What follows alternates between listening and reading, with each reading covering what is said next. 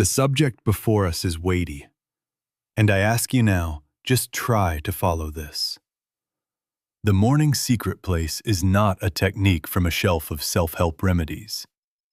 It is a spiritual law, a kingdom realized, a way of being you can live by all day. Please remember, we are not discussing inspiration for its own sake. We are speaking of a law of spirit that, once touched, orders the outer life without our strain. Actually, there is no relationship between a momentary mood and the secret place. They are entirely separate and distinct.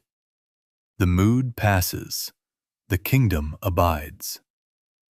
The mood depends upon weather, breakfast, headlines, and bodies.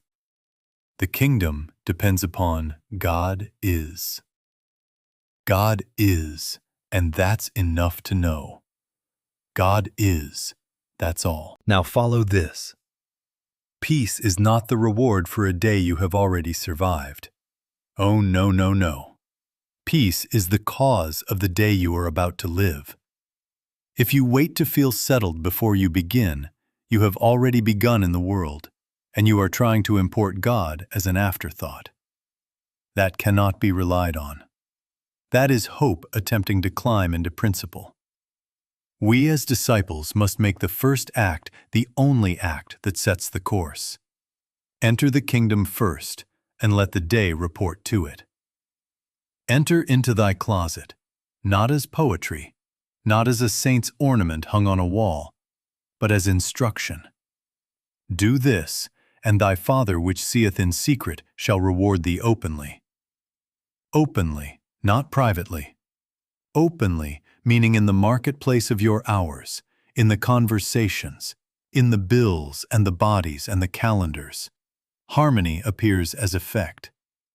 The secrecy is the mechanism. The openness is the evidence. Remember that. Please understand the correction I am making, and accept it gently. You have tried to begin under pressure and add God for relief. You have hurried into tasks and asked for a blessing to catch up later. That is why your peace has seemed unreliable. You placed the cart in front of no horse at all. Spirit first or pressure first.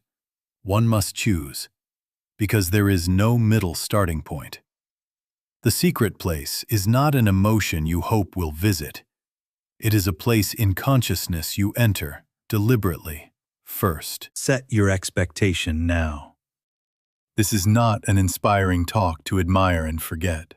This is a repeatable, daily ritual, simple, faithful, today, tomorrow, the next day. We enter for minutes, not for merit.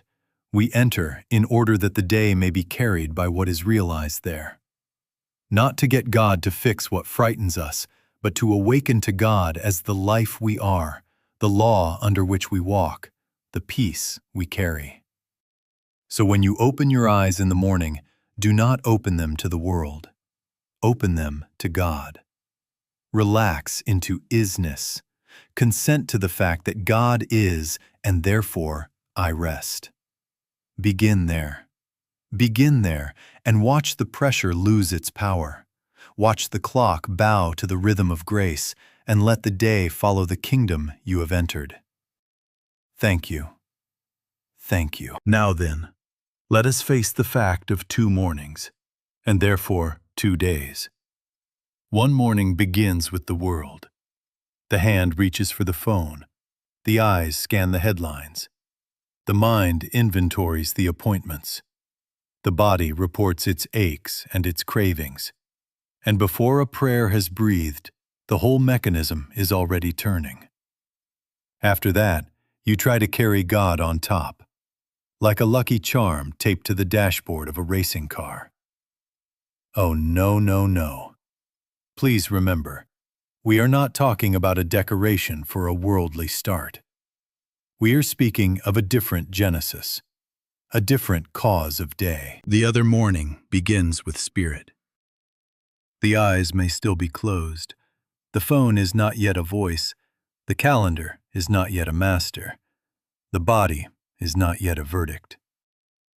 First comes the still recognition. God is. God is, and that's enough to know. From that cause, the day takes shape. And actually, there is no relationship between these two beginnings. They are entirely separate and distinct. One is pressure first and attempts later to import a blessing. The other is spirit first and allows the day to be an effect of realized presence. You cannot begin from the world and later add God. You must choose your starting point. Spirit first. Now follow this correction of a hidden claim behind your anxiety.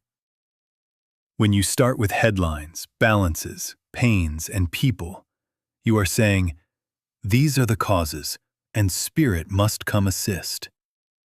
That is the unspoken theology of fear.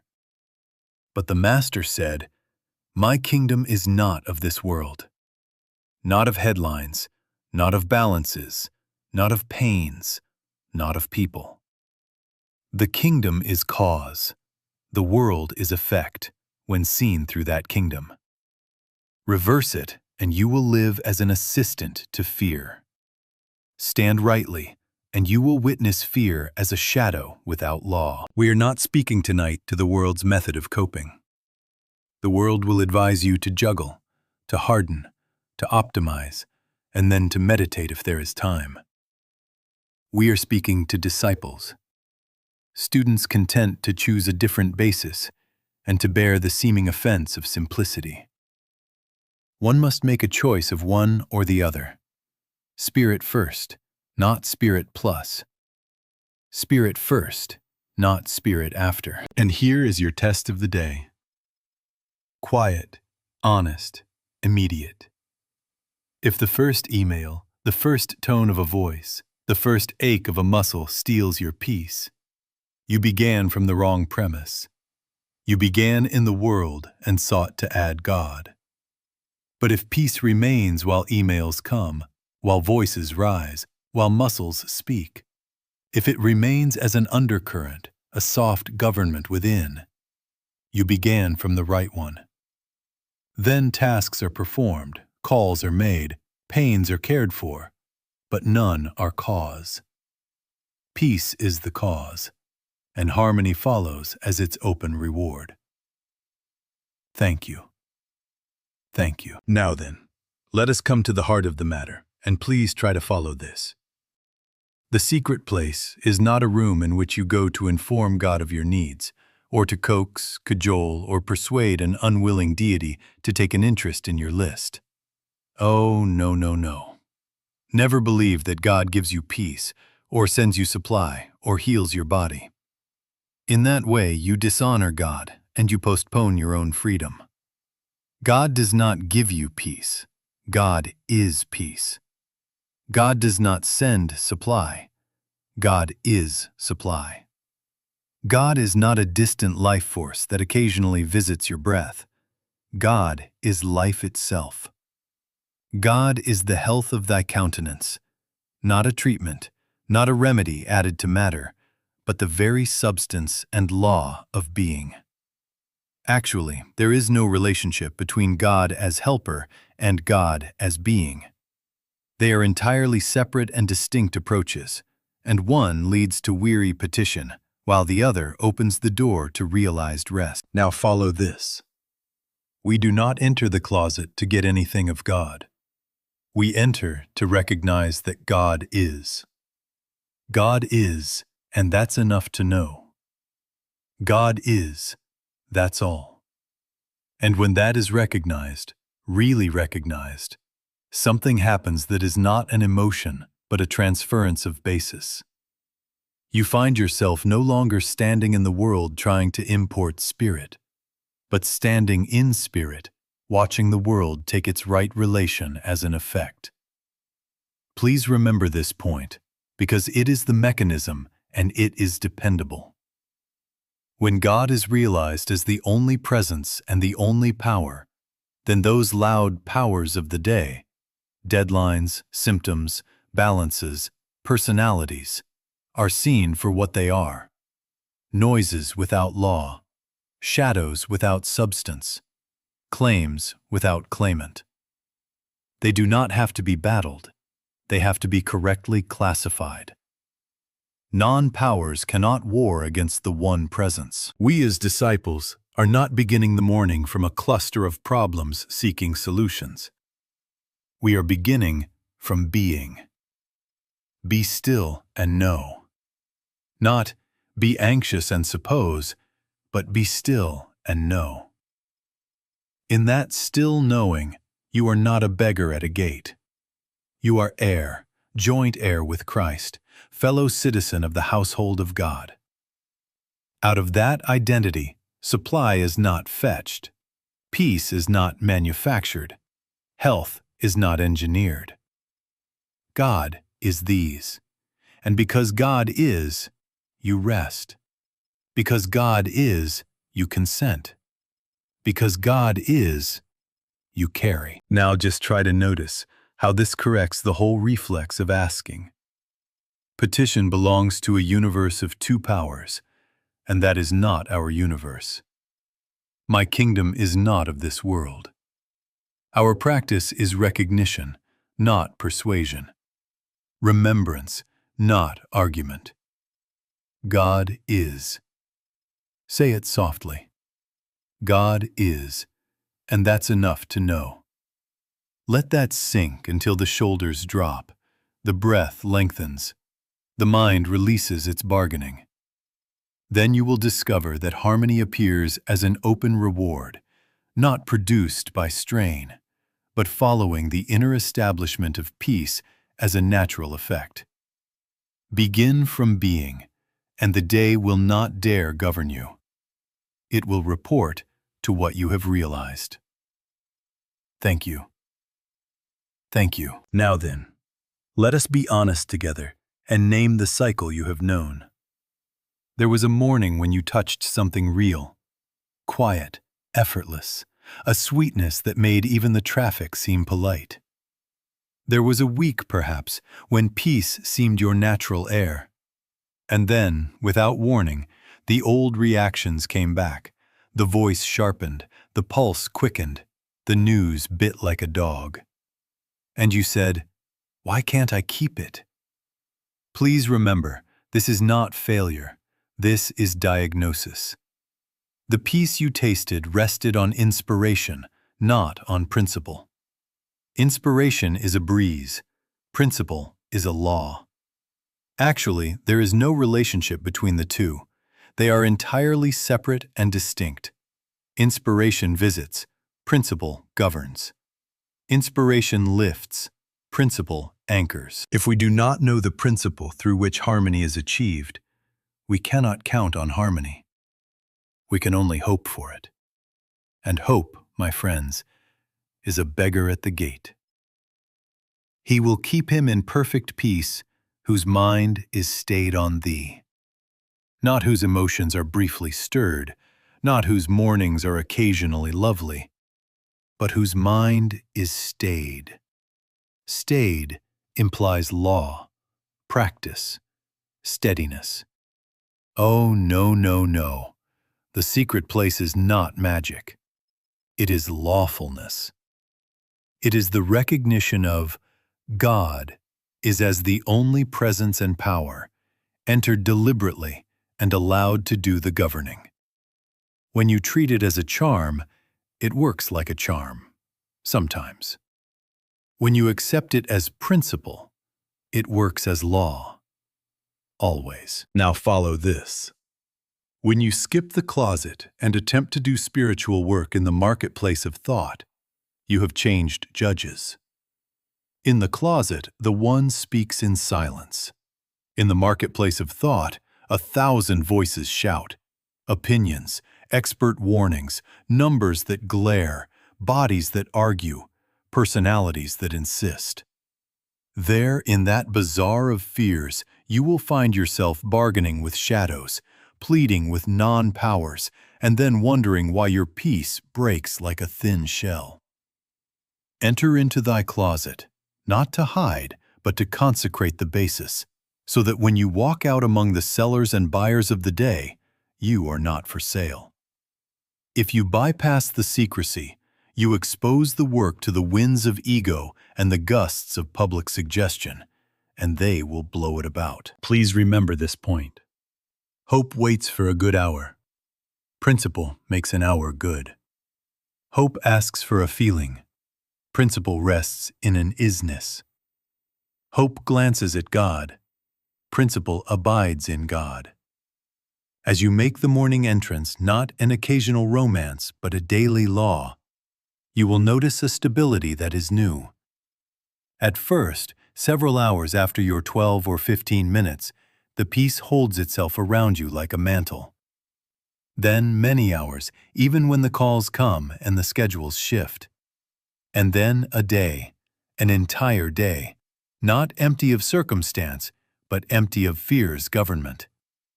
Not because you succeeded at a technique, but because you yielded to a principle. God is. We are not condemning your former tries. We are inviting you out of the lottery of uplift into the certainty of law. You shall know the truth, and the truth shall make you free. Know it, not admire it, not feel it once, but know it as the way you begin. Then the peace you carry will not be a borrowed light. It will be your atmosphere, portable, dependable, quietly victorious. Thank you. Thank you. Now then, let us come to the door itself, and please try to follow this carefully. The instruction is not poetry, it is law. Enter into thy closet, and when thou hast shut thy door, pray to thy Father which is in secret, and thy Father which seeth in secret shall reward thee openly. Not partially, not occasionally, but openly. The sequence is given. Enter, shut, pray, and the Father seeth. The secrecy is not an ornament of devotion. It is the spiritual mechanism by which the work is kept free of the world's winds and the ego's drafts, so that spirit may reveal itself. Secrecy is not austerity. It is protection. Please remember this point. In our modern impulse, we wish to narrate everything, to announce our resolutions, to perform our spirituality on a public stage and call it accountability. Oh, no, no, no. Actually, there is no relationship between performance and prayer. They are entirely separate and distinct. The very moment you perform the work, ego enters to supervise it, to rate it, to defend it, and the work is no longer God's. It has become personal effort, personal goodness, personal demonstration. And personal anything cannot carry the peace of the infinite. Let not thy left hand know what thy right hand doeth. Keep it quiet, not as a stunt, but as a safeguard. Now follow this. Practical secrecy means that when fear rises, when lack seems to grin at you, when the body mutters its tales, you do not haul these stories to the marketplace of sympathetic opinions. You keep your troubles bottled up from public discussion, not as repression, not as denial, but as immediate returning of them to the only place they can be dissolved. Enter. Shut the door. Shut the door to other minds. Shut the door to self-explanations. Shut the door to the courtroom of right and wrong. And in that silent room, consent to God is. It is there, in secret, that the claim loses its claimant. The fear loses its pedestal, because the personal sense that fed them has been dismissed. Be grateful if you have no understanding. Oh, please hear this paradox. Be grateful if you have no understanding, for that is the very opening through which His understanding operates. The Father's understanding is infinite, ours is a thimble. Every attempt to glorify our human cleverness, to build an argument even for God, will deprive us of God's help. Do not go into the closet to construct a case, to rehearse grievances, to refine accusations against yourself or another. The closet is not a think tank. The closet is relinquishment. the laying down of the personal sense of authorship and agency, so that the presence may be presence without our meddling. We are not speaking of withdrawing from life. We are speaking of withdrawing the work from publicity, so that life may be met from God. Keep it secret, and you will find it open. Open reward, open harmony, open adjustments without your pronouncements. Keep it secret, and you will feel the sweet humility that needs no witness, only God. Then when you walk out, you will not carry a performance. You will carry a presence. And that presence, seen in secret, governs openly. Thank you. Thank you. Now then, just try to follow this. Make this simple and faithful. If you can, the same time and the same chair each morning. The body learns the rhythm of surrender, and the mind, like a child, is soothed by sameness. This is not superstition, this is training. We are establishing a law, not an occasional romance. And please remember, there is no relationship between hurrying and holiness. They are entirely separate and distinct. Do not rush this. First, stop the day before it starts. Before the phone, before the calendar, before the body's report, stop. Sit. Feet on the floor, hands easy, eyes soft or closed, and make a quiet acknowledgement. I am not beginning in the world. Let that be said inwardly as a decision. Oh no, no, no, not even a quick glance at headlines just to see.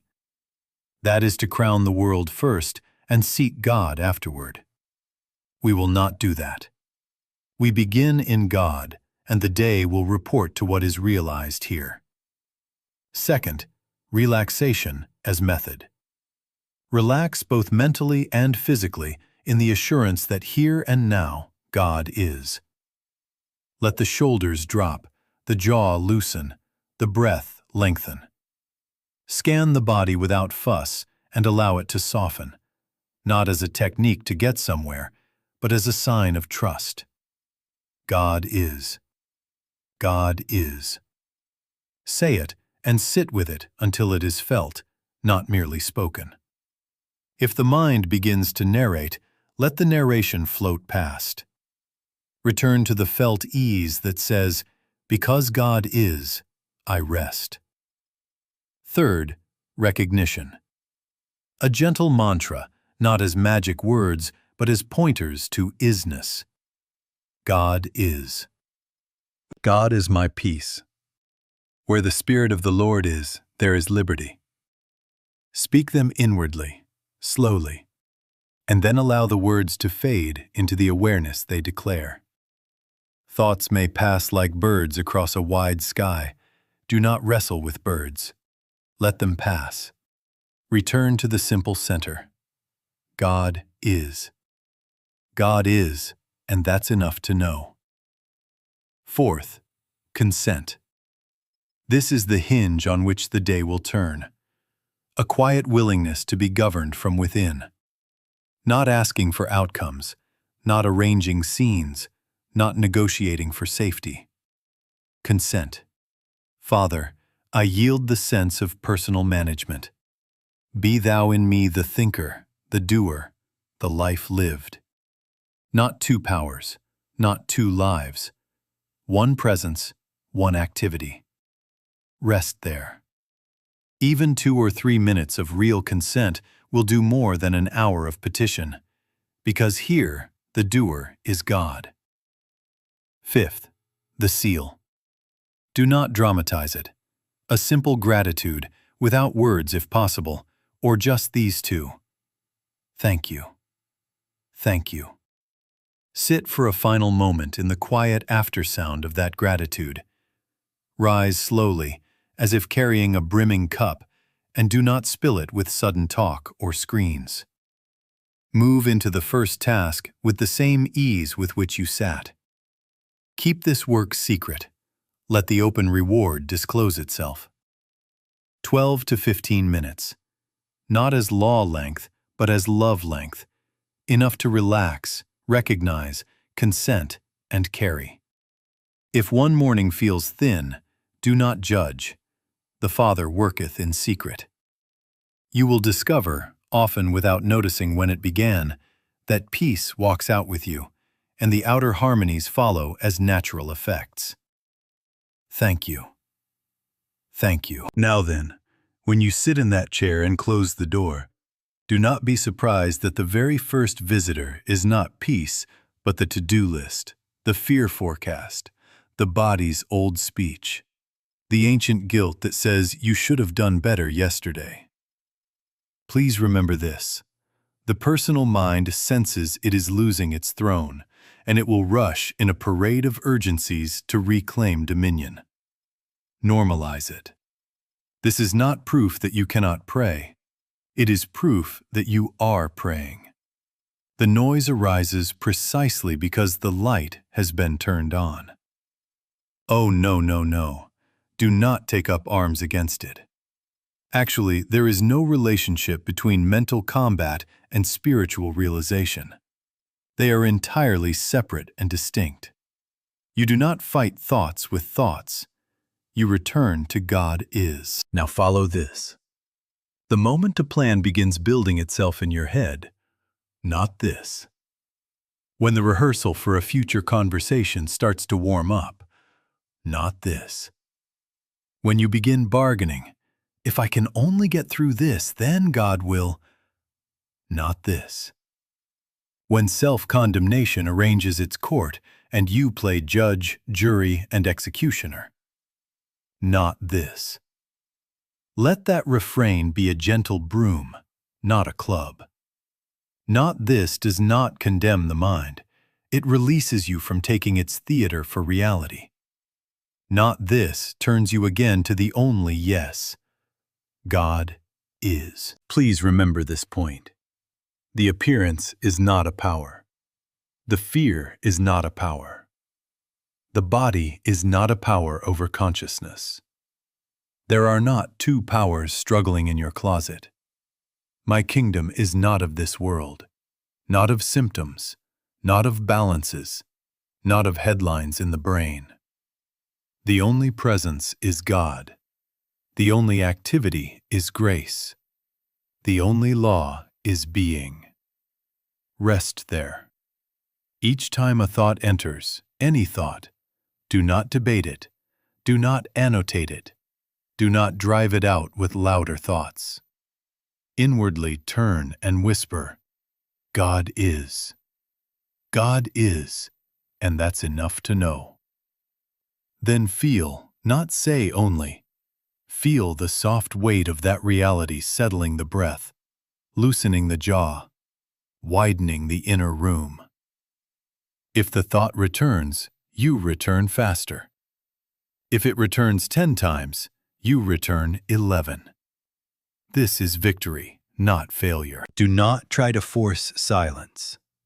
Oh, no, no, no. Forced silence is still noise, the noise of you trying. Be still and know is not be tense and win. Be still means let being be what it is without your management. When birds of thought cross the sky, let them fly. The sky is not offended, and it does not follow. Your practice is not lion taming. It is identity remembering. God is the very substance of the peace you seek. God is the life that seems threatened. God is the supply that seems delayed.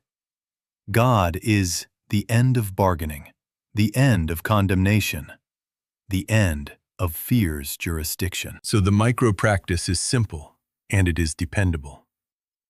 A thought rises, you recognize it as not this. You turn instantly, softly, to God is. Linger a breath inside that presence. Let gratitude tip its hat. Thank you. And the mind will learn that there is nothing to win here, only something to yield to. Do this again and again and again, and you will discover that the closet has no enemies, because non-powers do not survive sustained recognition of the One. God is. God is. And you carry that out with you. Thank you. Thank you. Now then, please try to follow this.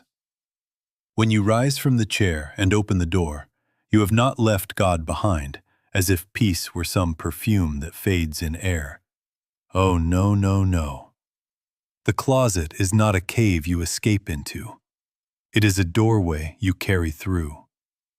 Actually, there is no relationship between a private moment and a private God. They are entirely separate and distinct. The moment is private. God is omnipresence. You do not abandon the kingdom when you stand up. You bring the kingdom into the kitchen, into the commute, into the conversation. Walk softly as if a full cup were in your hands, and understand, it is not a cup of your making. It is being recognized, and now it goes where you go. Please remember this point. The goal is not a secret oasis to which you retreat when scorched. The goal is a carried consciousness, a government within, that remains intact in the world. Your test is not in the chair. Your test is at the sink, at the crosswalk, in the first reply to a cranky voice. Can you meet noise without becoming noise? Can you meet urgency without becoming urgency? My kingdom is not of this world, and yet it is in the midst of you. So you go out, not armed with arguments, not clad in superiority, but established in quiet dominion. Now follow this into practice. Before you open email, pause on the threshold. Not 30 seconds yet, only a breath. And acknowledge inwardly, God is here. Before the first meeting, when the calendar announces its claims, whisper within, God is here. Before you speak a difficult word, let your tongue rest against stillness and say within, God is here. These are not superstitious taps. They are re-acknowledgments of the fact of omnipresence. The presence does not come because you called. You call so that you may remember it is. And as you remember, the atmosphere shifts. The words simplify. The timings ease. You notice that the old startle, the old bristle, does not arise with its former authority. Understand the evidence by its right name. Peace is not an emotional high. It is a quiet dominion, a soft government of being, felt as, I need not fear. It is not euphoria, it is poise.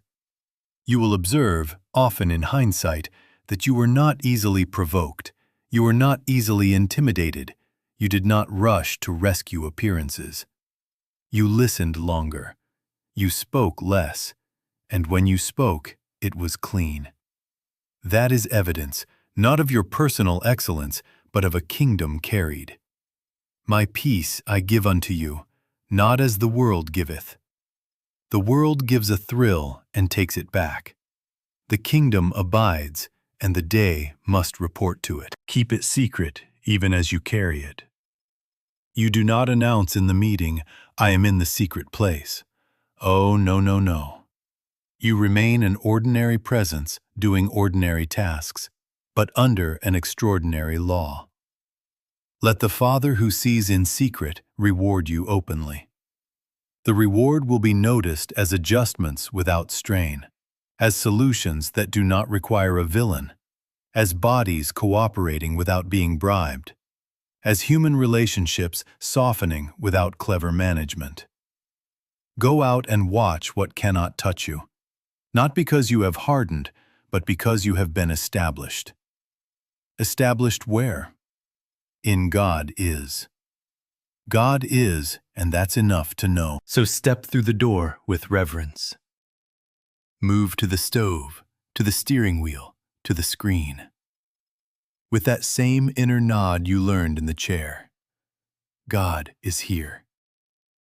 If the world shouts, you need not shout back. If it hurries, you need not match its gait. You have not left the secret place.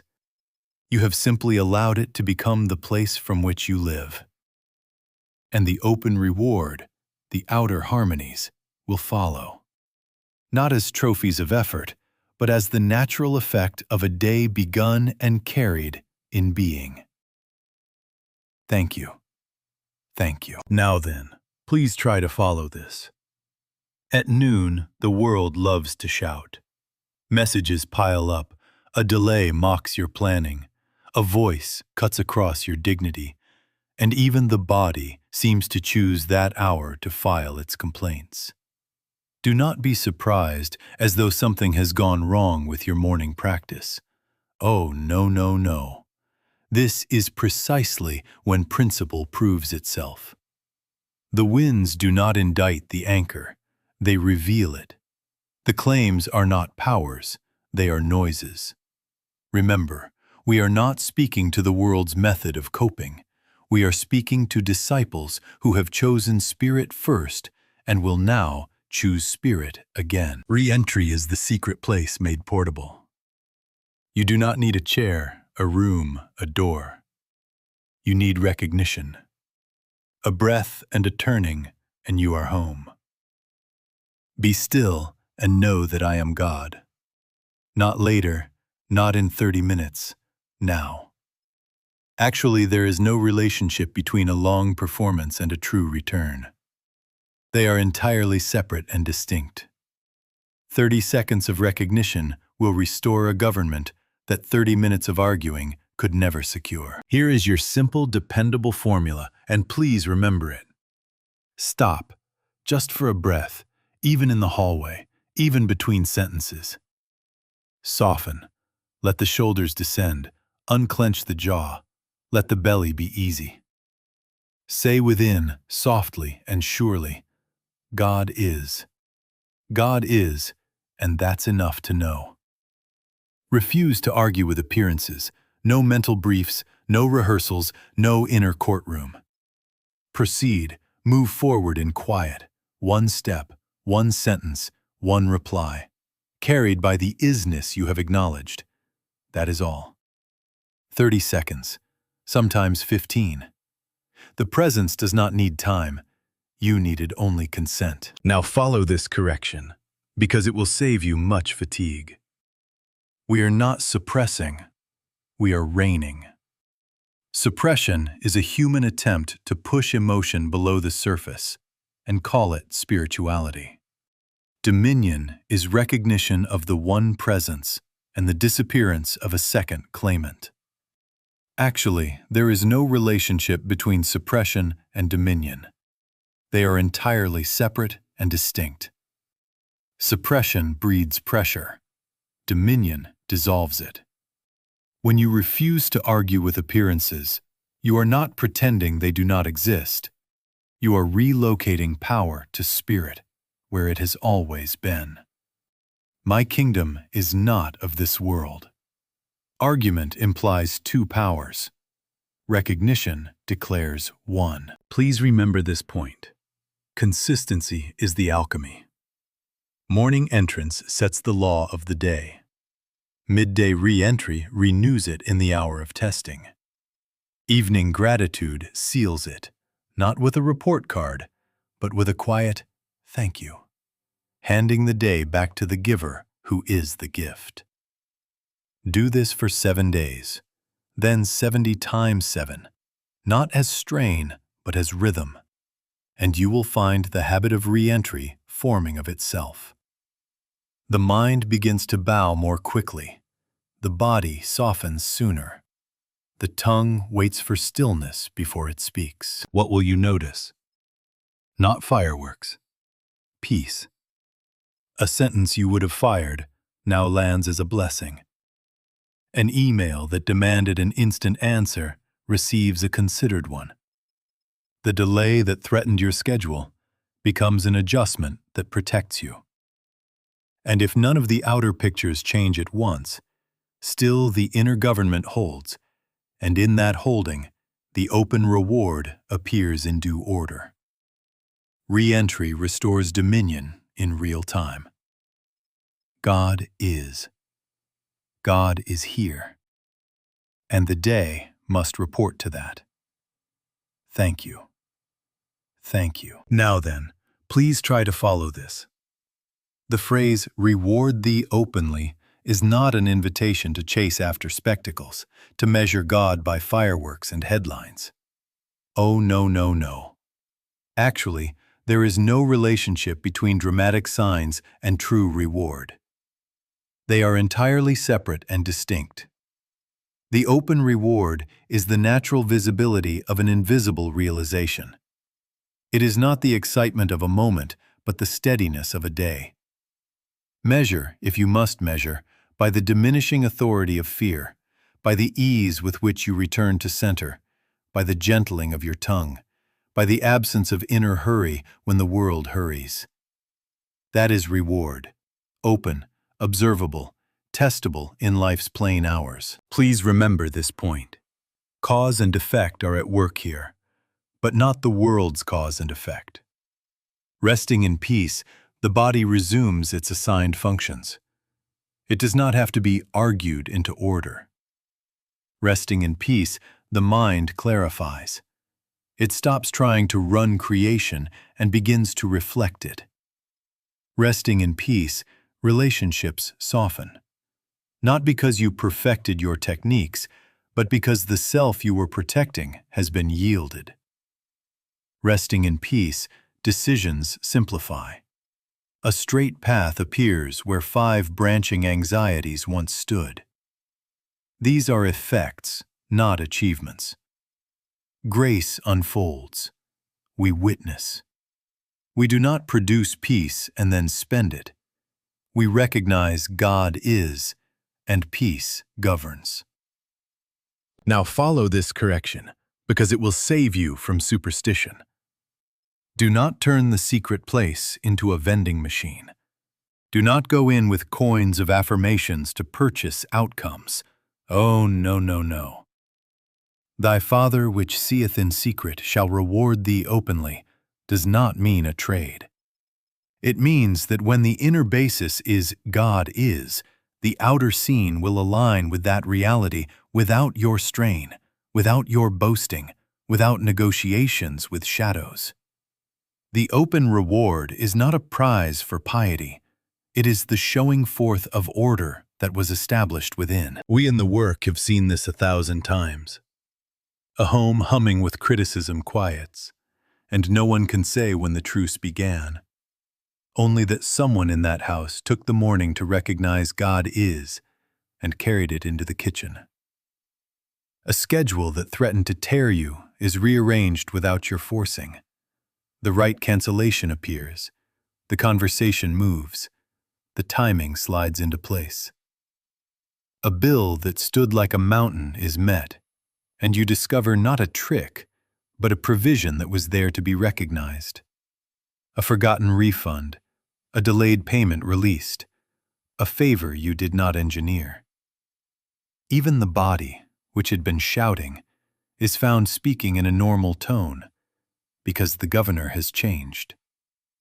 Where the Spirit of the Lord is, there is liberty. And liberty looks like ease, poise, unhurried sufficiency. Keep the posture humble. We do not boast of results. We live them quietly. We do not run to the marketplace to tell our story. We let the Father tell it in the only way that matters, through the life that walks more softly, answers more wisely, fears less. His understanding is infinite. Ours is not required. So we return each morning to the secret. We re-enter at noon. We give thanks at night. And we permit the open reward to appear as it will, where it will, how it will. Outer harmony is not produced by strain. It follows the inner establishment of peace as a natural effect. God is, and that's enough to know. Thank you. Thank you. Now then, please try to follow this. Until you make one choice, you will remain in 2 worlds, and 2 worlds will tear you. Actually, there is no relationship between spirit as foundation and pressure as ruler. They are entirely separate and distinct. You cannot begin with spirit and then allow fear to co-govern the day. You cannot enter the secret place and then seat anxiety beside God on the same throne. Oh, no, no, no. One must make a choice of one or the other. Ye cannot serve two masters. The secret place works as a daily law only when you choose single allegiance. Spirit first, not spirit plus fear. Please remember this point. Single allegiance does not mean rejecting responsibilities.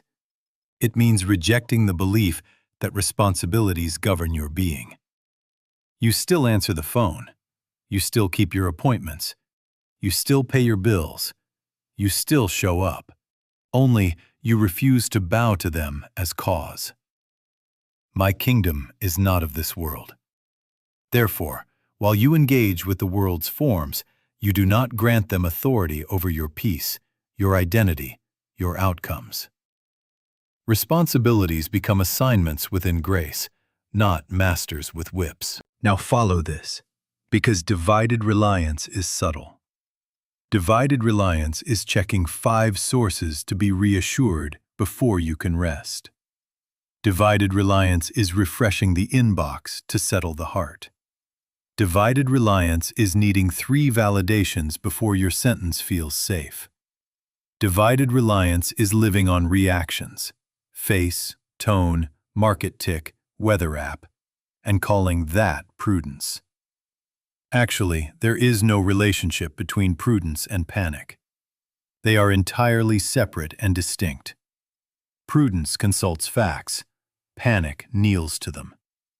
We as disciples do not kneel to shadows. We choose the one. We begin, continue, and end from spirit, as law, not as idealism. Please remember, single allegiance is not a swagger. It is a consecration. It sounds like this in the heart. Father, I will not divide my trust. I will meet every appearance, every task, every voice, from the recognition that God is. God is my atmosphere. God is my sufficiency. God is my timing. God is my safety. And then you act, calmly, competently in your affairs, but under a single government.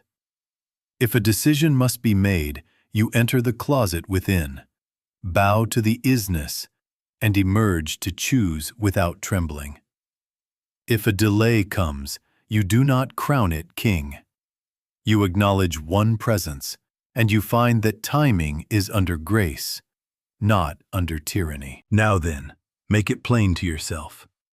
Today, not tomorrow, I choose single allegiance. In the morning, I begin in God. At noon, when the world shouts, I return to God. At night, I hand the day back to God. This is not romance. This is rhythm. This is not hope. This is law. And the law sounds itself as a vow, not a slogan. God is. God is my salvation. I will not fear. Again, until it settles into the bones. God is. God is my salvation. I will not fear. Stand there and watch the day report to that choice. Not because you have out-argued the world, but because you have refused to grant it a second power. Single allegiance closes the courts of panic and opens the gates of peace. God is, and that's enough to know. Thank you. Thank you. Now then, please try to follow this. We are not adding another burden to your life. We are removing one. A 7-day rule of life is not a campaign, it is a rhythm. Morning, midday, night. Quietly, secretly. No strain, no heroics. Actually, there is no relationship between drama and demonstration. They are entirely separate and distinct. We are after something dependable, something you can count on, and that comes by a simple law lived simply.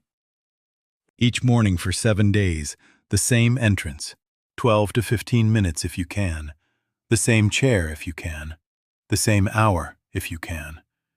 Begin in God. Relax, recognize, consent, seal with gratitude. Do not lengthen because of guilt. Do not shorten because of hurry. Oh, no, no, no. This is not about time. This is about allegiance. One midday re-entry. Only one is required to set the habit. A single quiet turn when the world shouts, "Soften, God is." Proceed. And one evening closing. 2 or 3 minutes to hand the day back to its source. That is all. Do not add assignments. Do not invent vows. Keep it plain so you can keep it. In the evening, review without condemnation. Please remember this point. Notice, where did peace hold? Where did it slip? Not to scold, but to learn the pathways of your heart. When you see a slip, do not reopen the courtroom. Not this. Simply acknowledge, I forgot that God is. Then, right there, return and say within, thank you. Thank you. Gratitude is the seal, not merit. You are not making a report card. You are resting the day back into grace. Guard the work with secrecy. Do not announce your 7 days. Do not seek applause for inwardness. Do not argue about the method with anyone, not even with yourself. Actually, there is no relationship between publicity and power. They are entirely separate and distinct. Secrecy keeps the wind out of the room so the candle can steady. Let the fruit speak in calmness, a softer reply, an unhurried step, a courage that does not need to lift its voice. Thy Father which seeth in secret shall reward thee openly. Let him persevere. The mind may resist for several days. Expect that. You are not failing. You are being weaned from a second government. The noise rises because the throne is being cleared. Continue anyway.